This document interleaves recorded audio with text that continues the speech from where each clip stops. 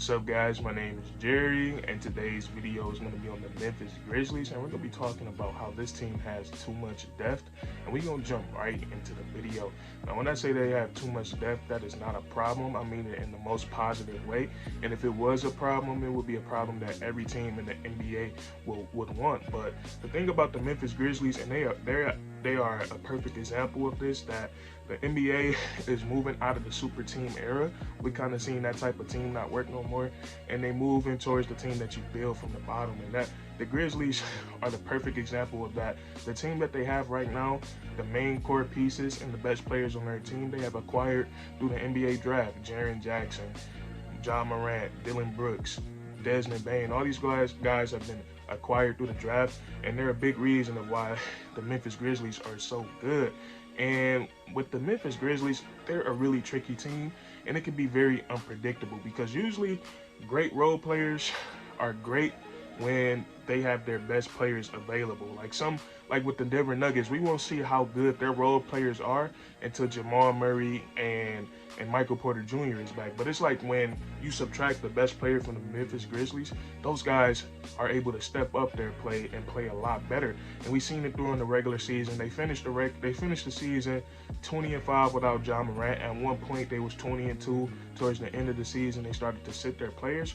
But when Ja is out, the Memphis Grizzlies some of those players can turn on a different switch to help their team get a win. And we saw that in Game 5 against the Golden State Warriors, as at one point the Grizzlies got up by 52 points on the Warriors, and that was just the ass whooping. I gotta say it, like that was a beat down, and it was really impressive. And back to what I said about them being unpredictable, and they're unpredictable in a good way, because you can be unpredictable in a bad way. You don't know where your points is going to come from tonight. But with the Memphis Grizzlies, they have a bunch of guys that's capable of getting 20 points, 25 points per night. And before we get into these guys individually, and as great as Ja Morant is, the offense and the defense is different when he's not on the court.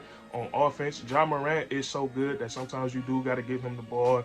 It might be an ISO, it might be a pick and roll, and everybody else is just standing and seeing how the defense reacts. And Ja Morant, he deserves those type of plays drawn up for him because he's that good of a basketball player. But when Ja Morant isn't on the court, you just see a lot of more movement, a lot of more cuts, a lot of more off-ball screens for the Memphis Grizzlies, and they play as a pretty good unit.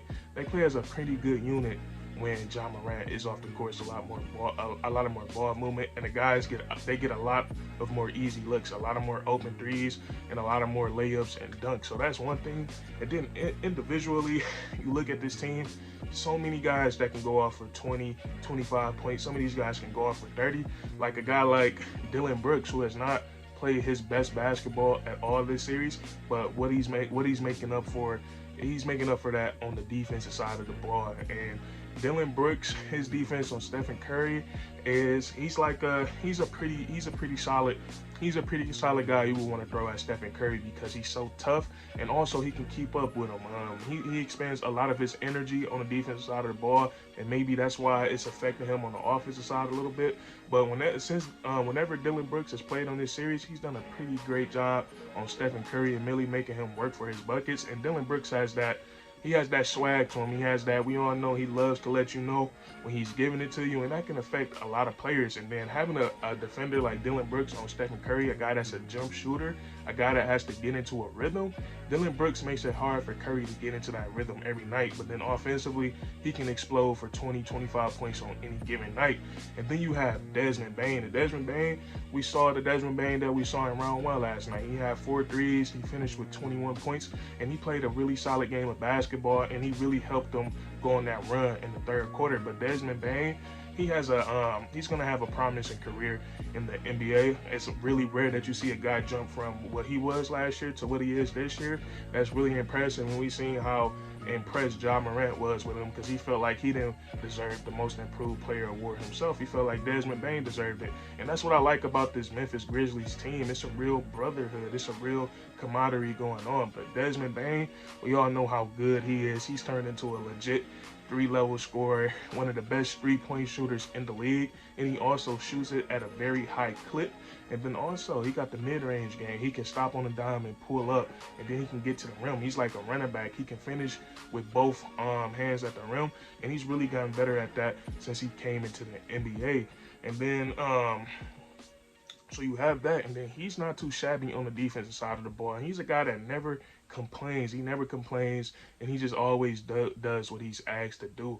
And Desmond Bane is a great teammate and a great basketball player.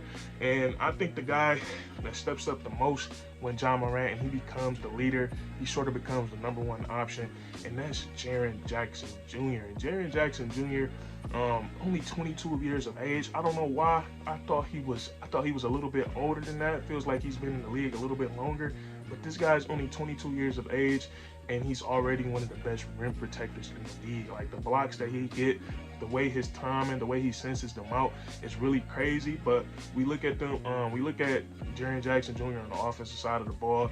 I feel like right now his game is still developing, but even though it's still developing, he can be effective on that side of the court. I think what Jaren Jackson Jr., what he needs to work on this offseason when it comes to his offensive game is his body control, because he has the attention to use his size to his advantage. He tries to go to the post, and he does a great job at drawing contact and getting fouled.